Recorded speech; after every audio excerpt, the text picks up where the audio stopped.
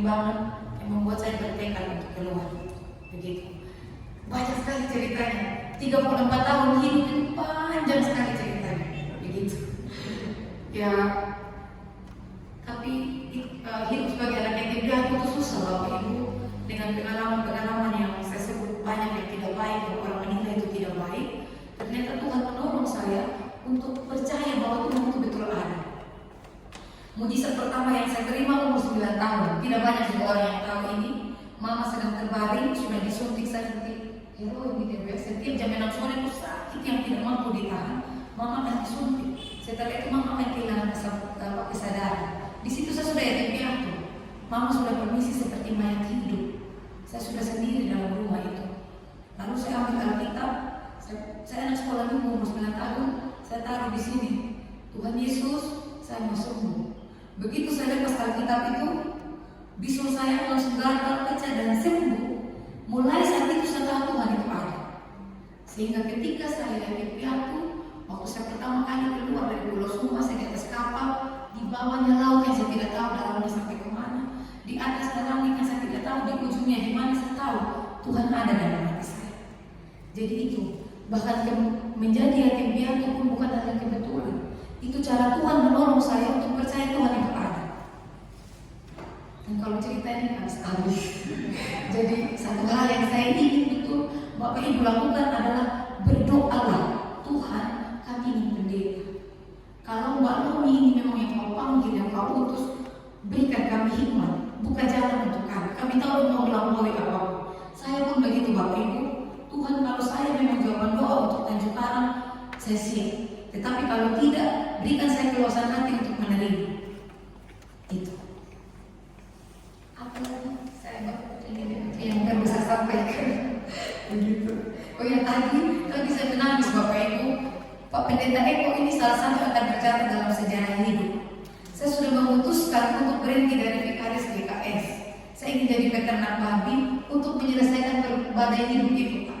Tiba-tiba saya sudah menolak Pak Pendeta Seko, Pak Erik di bulan Juli. Tiba-tiba bulan saya tadi waktu Bapak ngomong saya lagi lihat tapi saya mau buka kembali. Kapan Bapak menghubungi saya? Bulan berapa itu? Begitu. Nanti makanya itu kalau saya lihat di sini 11 Oktober. Sedangkan 17 mungkin sekitar 17 Juli saya tolak Pak Pendeta Erik. Mohon maaf Pak, saya tidak bisa kembali ke GKSBS. Waktu itu belum ada nama Tanjung Karang, belum keluar. Karena saya sedang baik-baik saja, bahkan jadi panitia di sidang sinode dipercaya baru tahap 1, padahal harus 3, 4, 5 tahun sampai 16 tahun. Tahap 1 saja sudah dipercaya jadi panitia inti dalam sidang sinode. Jadi itu dalam keadaan yang baik sekali. Dan Pendeta Erik juga bilang, ya sudahlah, di mana saja yang menerima, belum bisa pikir itu yang terbaik. Jadi kita putuskan sudah hubungan di bulan Juli. Ternyata di bulan Juli itu keluarga saya mendapatkan badai yang saya harus berdiri di depan. Terus saya hadapi dan dalam perjalanan saya ngobrol sama Ibu Emeritus di sana, Bu, sepertinya saya tidak melanjutkan lagi. Dan saya pikir saya punya beban pembuktian kepada Tuhan bahwa keputusan saya ini juga untuk kemanusiaan, begitu. Nah, tiba-tiba tanggal 1 Oktober saya periksa di WA, selamat siang Pak Yumiati, perkenalkan saya memperkenalkan diri dan seterusnya. Wah, ini bukan hal yang kebetulan. Karena saran juga dari orang yang menangani kasus itu harus keluar, begitu. Jadi betul tidak ada yang kebetulan. Pak Pendeta menghubungi saya tanggal 11 Oktober, saya minta waktu dan ditunggu. Bahkan jawab ya pun saya minta sampai SK saya selesai. Dan satu hal yang menjadi indikasi untuk saya bahwa mungkin memang ini sudah jalan Tuhan. SK kedua vikariat saya itu kena di gereja terbesar di Sumba, salah satu gereja terbesar. Ibu pendeta itu bilang begini, nanti saya teruskan ke Bapak Pendeta, Mbak Lomi, tolong suratkan ke sinode beserta dengan surat-surat yang ada di GKSBS supaya Mbak Lomi itu tetap menjadi bagian dari tubuh GKS.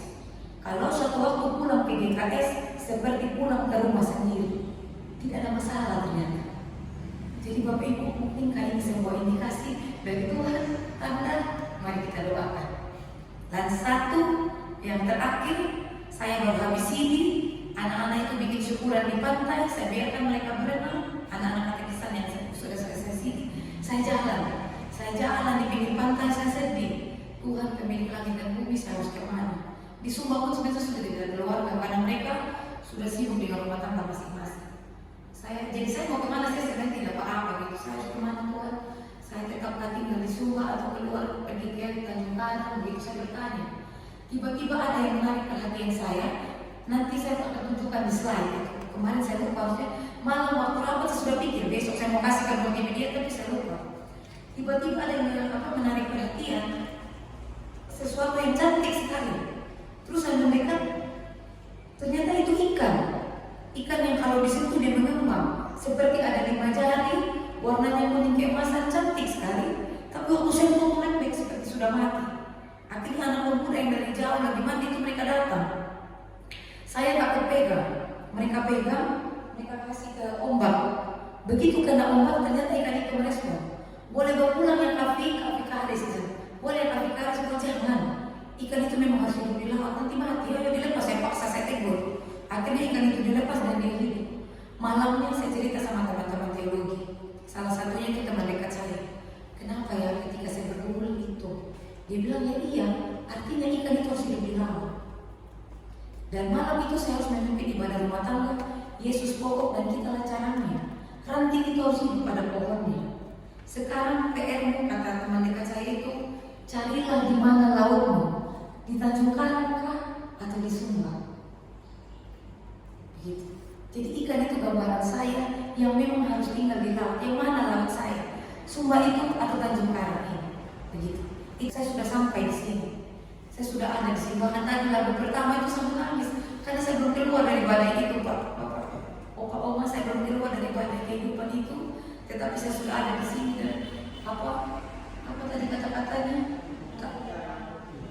Indah rencana Tuhan. Walaupun tak tahu dan belum tak mengerti. Jadi menangis saya waktu ibu lagi menyanyi tadi. Jadi sebenarnya Tuhan mengerti hati saya. Tuhan, kalau boleh jawabannya Tanjung Karang inilah lautnya. Tidak usah lagi kemana-mana begitu. Jadi tolong doakan saya dan saya juga akan doakan Bapak Ibu. Terima kasih. Sekian dan shalom. Shalom.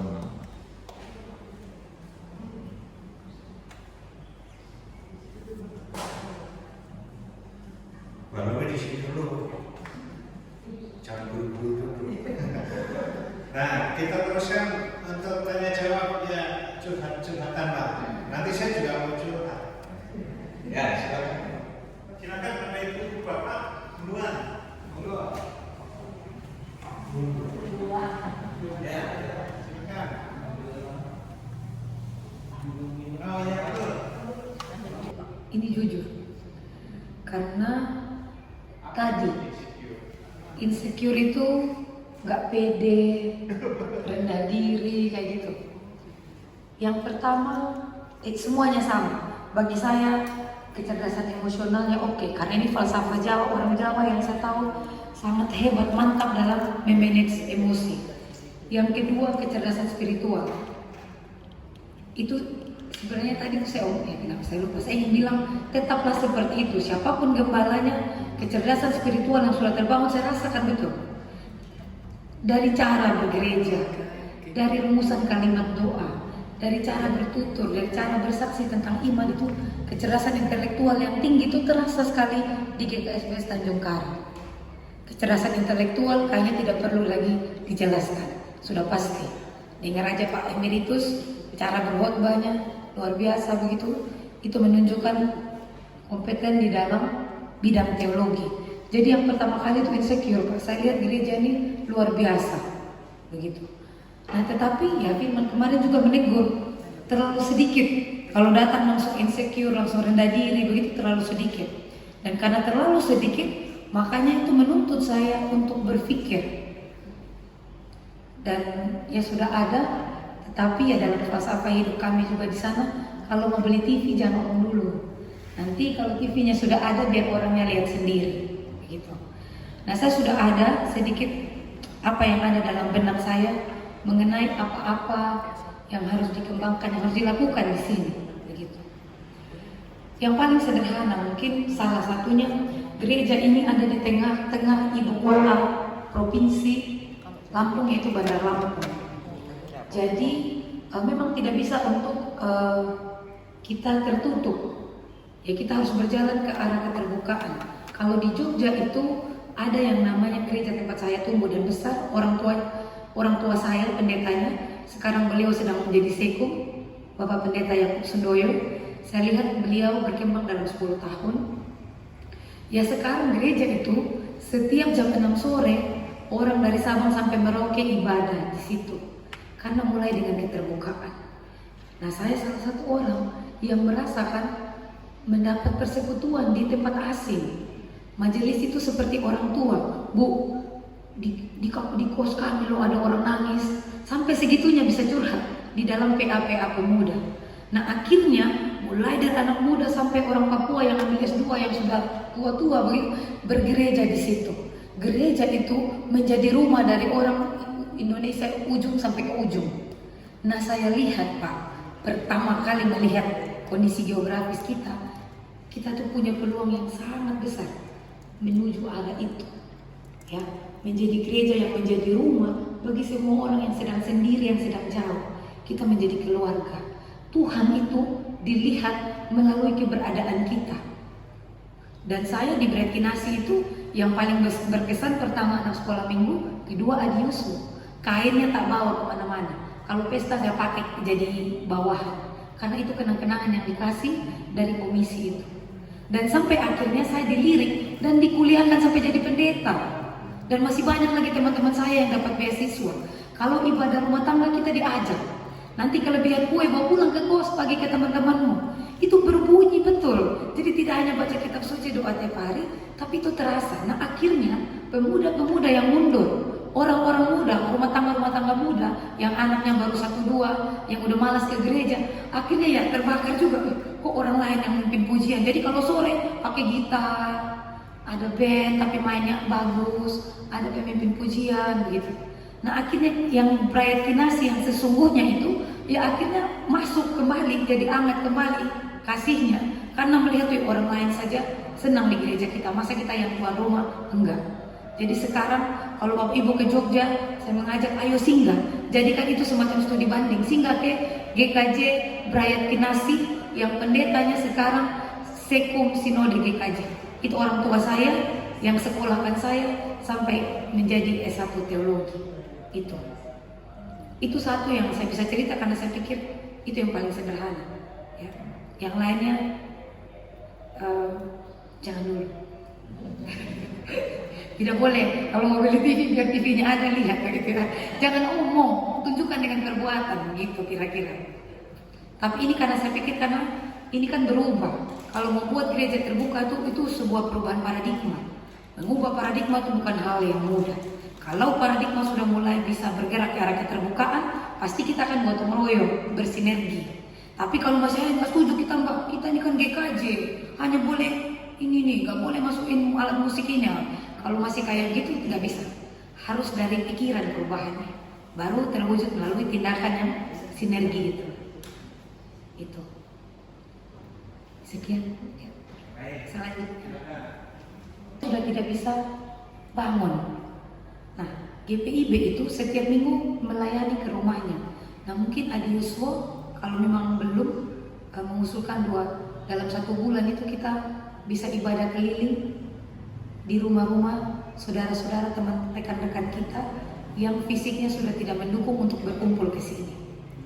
Setuju. Lupa sama pendetanya, Adi Yuswonya. Oh, iya. Tapi tidak lupa sama Tuhan Yesus. Iya. Oke, ya baik. Terima kasih. Ya, sekian dan shalom. Halo.